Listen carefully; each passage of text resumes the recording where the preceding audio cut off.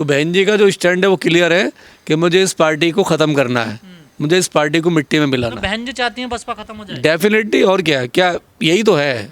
अगर बहन जी नहीं चाहती तो आज स्थिति ये नहीं होती। पार्टी तो रही नहीं, अब पार्टी कहना है सब बंद कर देना चाहिए बसपा को। डेफिनेटली बात। तो क्या कहोगे पार्टी का? अगर पार्टी को 55,000 पूरी विधानसभा में मिल रहा है तो क्या कहोगे उसको? पार्टी नहीं है वो। अब ये बदलने वाले भी नहीं है, क्योंकि इन्होंने कसम खा रखी है कि हम इस समाज को, जो ये समाज है, जो बसपा नेताओं ने कसम खा रखी है कि जितने भी पदाधिकारी हैं, चाहे दिल्ली में हो या दिल्ली से बाहर हो, जब तक ये समाज बर्बाद नहीं होगा, जाटव समाज बर्बाद नहीं होगा, तब तक ये चैन से नहीं बैठेंगे। तो बसपा ने कसम खा रखी है, पूरी तरीके से कसम खा रखी है बर्बाद करने की। कोंडली जैसे क्षेत्र में जहाँ 60,000, कम से कम 60-62,000 जो वोट है, जाटवों का वोट है, अगर वो 2500 देता है तो जाटवों ने, समाज ने उसको नकार दिया, उसको कबूल नहीं कर रहा है। सीधी सीधा, बिल्कुल सीधी सीधी बात है कि हमें ऐसे निकम्मे नाकारा नहीं चाहिए, चाहे आकाश हो चाहे कोई और हो। हमें चाहिए जो 24 घंटे समाज के लिए। जब हमारी बहन बेटी का रेप होता है, जब हमारे संविधान में हक छीने जाते हैं, जब तक आप रोड पर नहीं आओगे, उनके साथ में खड़े नहीं होगे, ये समाज आपको कबूल बिल्कुल भी नहीं करेगा। बहन जी केवल एक बात के लिए जानी जाएंगी, एक बात के लिए ज़रूर जानी जाएंगी कि पार्टी से लोगों को निकालना और दोबारा नहीं लेना, यानी अपनों को तो ले लेना और जो दूसरे हैं उनको बाहर फेंक देना। जैसे जयप्रकाश को आज तक नहीं लिया, वो काम करने वाला आदमी था, बहुत सारे लोगों को निकाल के फेंक दिया, जो काशीराम जी के साथ काम करने वाले थे सबको निकाल के फेंक दिया। ये जो दलित राजनीति है, SC ST की जो राजनीति है, जो काशीराम जी का इतना बड़ा संघर्ष, जो उन्होंने अपना जीवन की कुर्बानी दी इस बहुजन समाज के लिए, इस SC ST समाज के लिए, इसको जगाने के लिए उन्होंने पूरा अपना जीवन, परिवार त्याग दिया, उसका इस कदर इस इलेक्शन में हाल होना ये बहुत ही दुखद है। तो अभी भी जो बसपा के नेता हैं वो भी तो अपना जीवन त्याग रहे हैं, बच्चे परिवार सब कुछ त्याग दिया, दिन रात मेहनत करते हैं, गर्मी में तपते हैं। वो देखिए वो निकम्मे, नालायक, वो नासूर हैं समाज के लिए। BSP के नेता, BSP के नेता ही नहीं, नीचे से लेकर ऊपर तक जो BSP के जो जितने भी ये कोऑर्डिनेटर हैं, जितने भी ये पदाधिकारी हैं, प्रभारी हैं, जो बड़ी बड़ी दावे कर रहे थे दिल्ली में, ये उनकी मेहनत का नतीजा है, क्योंकि इलेक्शन के टाइम पे कभी वो निकलते नहीं हैं। तो आप खुश नहीं है? 55,000 वोट मिल गए आपको।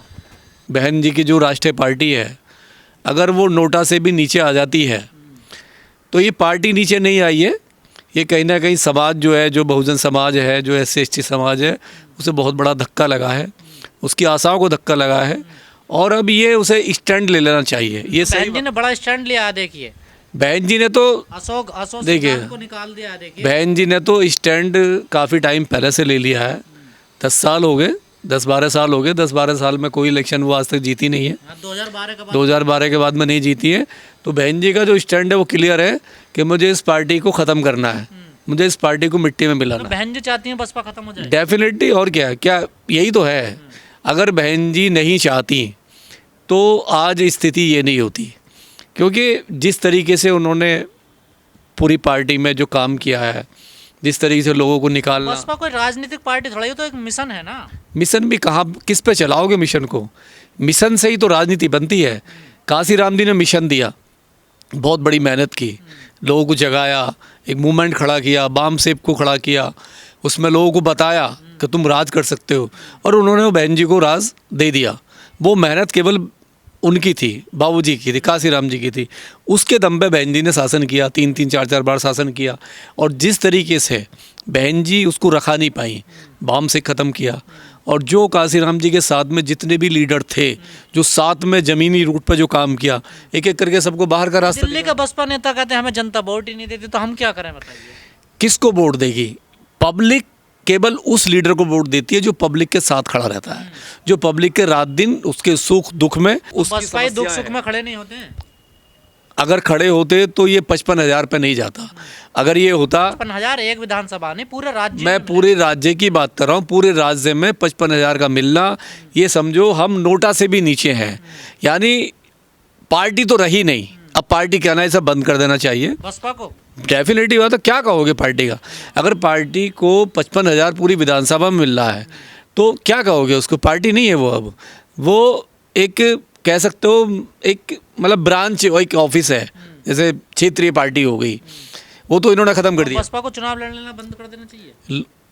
लड़ने की ज़रूरत ही क्या पड़ेगी, लोग तो टिकट ही नहीं लेंगे। मैं कह रहा हूँ कि जिस तरीके से अगर ये अब ये बदलने वाले भी नहीं है, क्योंकि इन्होंने कसम खा रखी है कि हम इस समाज को, जो ये समाज है जो बसपा नेताओं ने कसम खा रखी है कि जितने भी पदाधिकारी हैं, चाहे दिल्ली में हो या दिल्ली से बाहर हो, जब तक ये समाज बर्बाद नहीं होगा, जाटव समाज बर्बाद नहीं होगा, तब तक ये चैन से नहीं बैठेंगे। बसपा ने कसम खा रखी है पूरी तरीके से, कसम खा रखी है बर्बाद करने की। और देखिए क्या है, वोटर आज भी ईमानदार है, वोटर ईमानदार है।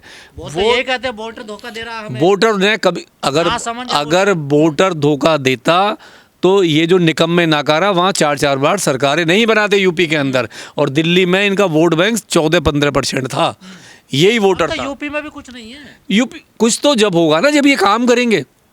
जब काम ही नहीं करोगे, ये राजनीति गठबंधन की है, सबको मालूम है। देश में अगर आरएसएस से आपको लड़ना है, आरएसएस को हराना है, तो आपको गठबंधन की साथ में जाना पड़ेगा, दुश्मन को भी दोस्त बनाना पड़ेगा। आपने पहले भी तो गठबंधन किए, क्यों नहीं किए?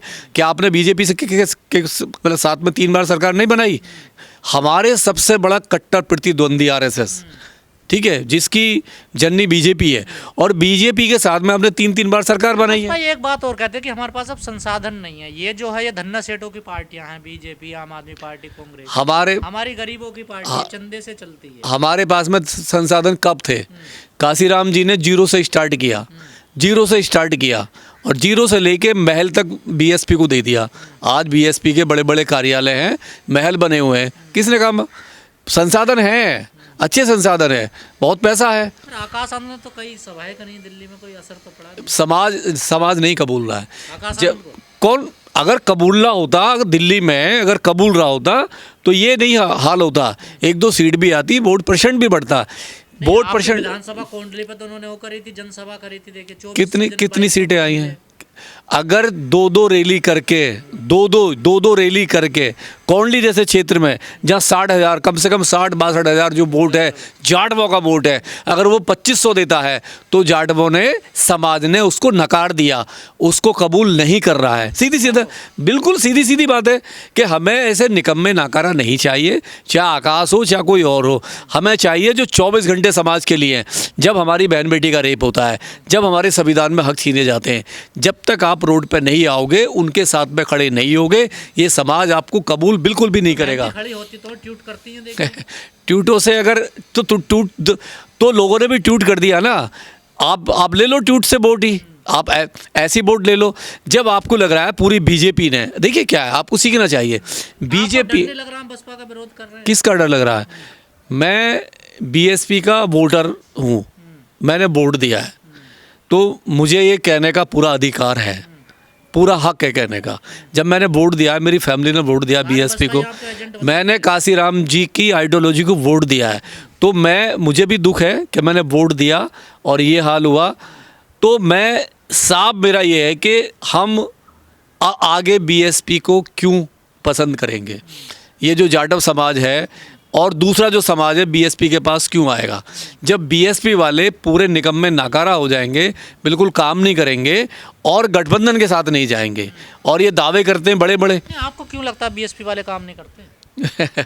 अगर काम कर रहे होते तो 2012 से एक इलेक्शन नहीं जीता, लोकसभा में शून्य हो गए, यूपी में शून्य हो गए। यूपी में ना तो लोकसभा में है, ना आप वहाँ पे विधानसभा में हो, दिल्ली में आप शून्य हो गए, खत्म हो गया।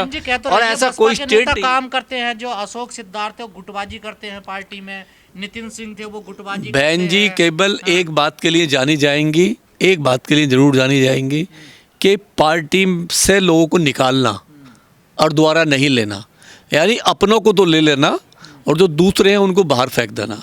जैसे जयप्रकाश को आज तक नहीं लिया, वो काम करने वाला आदमी था, बहुत सारे लोगों को निकाल के फेंक दिया, जो काशीराम जी के साथ काम करने वाले थे सबको निकाल के फेंक दिया, और अभी जो सिद्धार्थ जी को निकालता है वो तो बसपा की जगह कौन लेगा? चंद्रशेखर आजाद। ये तो समाज, देखिए क्या, ये समाज है, समाज किसी का गुलाम नहीं होता है, समाज किसी का गुलाम नहीं है। समाज पैदा करता है लीडर, समाज लीडर पैदा करता है, लीडर पैदा नहीं करता। साथ में आने का तो बाद का सवाल है। जो काम करेगा, जो फील्ड में रहेगा, जो समाज के लिए लड़ाई लड़ेगा, जो विचारधारा की लड़ाई लड़ेगा, समाज उसके लिए मजबूती से के वो साथ तो चंद्रशेखर कर रहे हैं ना, देखिए संसद से लेकर सड़क तक लड़ रहे हैं, वो सड़क पे भी है, संसद पे भी। तो चंद्रशेखर के साथ समाज खड़ा हुआ है ना, चंद्रशेखर के साथ में समाज खड़ा हुआ है। और ऑप्शन देखिए, समाज के पास ऑप्शन है, समाज के पास ऑप्शन है। अगर कोई बड़ा पेड़, पुराना पेड़ को दीमक लग जाए, खोखला हो जाए और अगर वो गिर जाता है तो उसकी जगह नई शाखाएं लगा दी जाती हैं। दीमक नहीं, उसमें मट्ठा कहते हैं ना, जिसे सड़ गया है, वो पेड़ ही पूरा उखड़ने वाला है, मतलब किसी भी दिन वो पेड़ गिर सकता है। अब हालात ये हो गई है, नई शाखा की तरफ जाना चाहिए। डेफिनेटली समाज जाएगा, ये तो समाज तय करता है। समाज से बड़ी कोई पार्टी नहीं होती है। समाज ने 4 बार बहन जी को बनाया है, कोई बाहर के नहीं है, कोई पाकिस्तानी, नेपाली, ऑस्ट्रेलिया या कोई इंग्लैंड के नहीं आए बनाने। इसी भारत के समाज ने, इसी यूपी के समाज ने जब भर भर के वोट दिया तो पार्टी को ताकत मिली और ये भी खुद भी ताकतवर हुई। आज इनके पास जो चमक दमक है ना, बंगले, गाड़ी है, सब कुछ है, होटल है, बड़ा कारोबार है, बड़ा पैसा है, वो सब समाज की देन है। समाज की देन। इनके पास क्या था? समाज ने दिया है। समाज ने इनको सराखों पर बिठाया, समाज ने वोट दिया और वोट की ताकत से ये सीएम बने और उस सीएम की ताकत से इनके पास में पैसा आया। आज जो चमक दमक है सब समाज की वजह से। पर अगर ऐसा होता तो नहीं, अगर हो जाता है कि चंद्रशेखर और मायावती एक साथ आ जाए तो क्या कोई दिशा मिलेगी समाज को? ये क्या है ना कि ये भी इनको तय करना पड़ेगा।